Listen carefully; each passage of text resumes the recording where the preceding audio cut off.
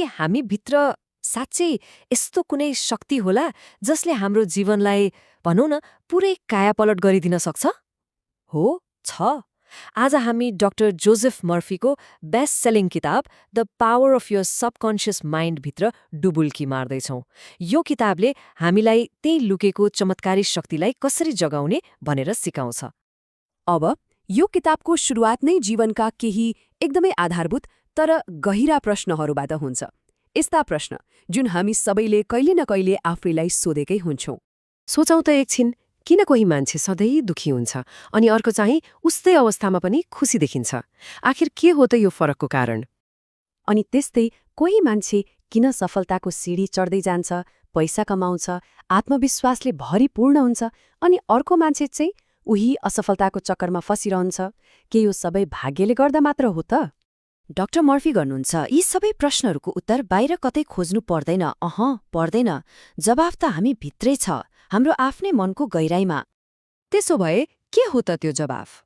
Doctor मर्फीको शब्दमा भन्दा यो मानव इतिहासकै सबैभन्दा ठूलो रहस्य हो। एउटा यस्तो रहस्य जसले मानिसको भाग्य बनाउँदै आएको छ। ल, अब त्यही रहस्यबाट पर्दा हटाउँ है त। अब के होला त्यस्तो रहस्य? यो एटोमिक एनर्जी जस्तो कुनै भौतिक शक्ति होइन, न त यो स्पेस ट्राभल जस्तो कुनै वैज्ञानिक चमत्कार हो। यो रहस्य त त्योभन्दा कैयौं गुणा नजिक र व्यक्तिगत छ। इतिहासको सबैभन्दा ठूलो रहस्य हो तपाईको आफ्नै अवचेतन मनको चमत्कारी शक्ति हो। त्यही शक्ति जुन हाम्रो नियन्त्रणमा छ र जसले हाम्रो जीवनमा साँच्चीकै चमत्कार गर्न सक्छ। ल, यो शक्ति त थाहा भयो, तर यसलाई प्रयोग कसरी गर्ने त? त्यसको लागि पहिले हामीले आफ्नो मन कसरी काम गर्छ भनेर बुझ्नुपर्छ। हाम्रो मनका दुई भाग छन्, एउटा चेतन मन अनि अर्को अवचेतन मन। यसलाई एउटा जहाजको उदाहरणले बुझौँ न। हाम्रो चेतन मन भनेको त्यो जहाजको क्याप्टेन जस्तै हो, जसले सोच्छ, तर्क गर्छ र आदेश दिन्छ, जहाज यता लैजा। अनि हाम्रो अवचेतन मन चाहिँ त्यो विशाल जहाज हो जसले क्याप्टेनको आदेशमाथि कुनै प्रश्न गर्दैन, जे भन्यो त्यही गर्छ, चुपचाप जहाजलाई त्यही दिशामा अगाडि बढाउँछ। अझै सजिलो उदाहरण छ। हाम्रो चेतन मन एक माली हो जसले विचारहरूको बिउ रोप्छ, अनि अवचेतन मन चाहिँ एउटा उर्वरा जमिन हो। अब त्यो जमिनलाई मतलब छैन तपाईले कस्तो बिउ रोप्नुभयो, सफलताको वा असफलताको, डरको वा विश्वासको। तपाईले जे रोप्नुहुन्छ त्यसले त्यही कुरा हुर्काइदिन्छ, कुनै भेदभाव नगरिकन। ल, सिद्धान्त त बुझ्यो। त्यसो भए अब यो शक्तिलाई आफ्नो लक्ष्य पूरा गर्न कसरी प्रयोग गर्ने त? जब हामी आफ्नो अवचेतन मनको बगैँचामा सही विचारहरूको बिउ रोप्न थाल्छौँ, तब असम्भव लाग्ने कुराहरू पनि सम्भव हुन थाल्छन्।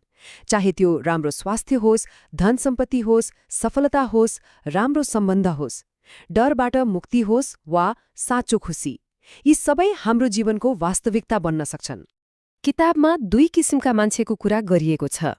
एक चुम्बकीय व्यक्ति जो आत्मविश्वासले भरिएको हुन्छ र चुम्बकले फलाम ताने जस्तै सफलतालाई आफूतर्फ तान्छ। अनि अर्को अचुम्बकीय व्यक्ति जो डर र शङ्काले भरिएको हुन्छ अनि आएको अवसरलाई पनि आफूबाट पर धकेलिदिन्छ। अब कुन बन्ने, त्यो हाम्रो विचारमा भर पर्छ। अब अन्त्यमा यो किताबको सबैभन्दा शक्तिशाली सन्देशको कुरा गरौँ। एउटा यस्तो सन्देश जसले हाम्रो जीवनलाई हेर्ने पुरै नजरिया नै बदल्न सक्छ।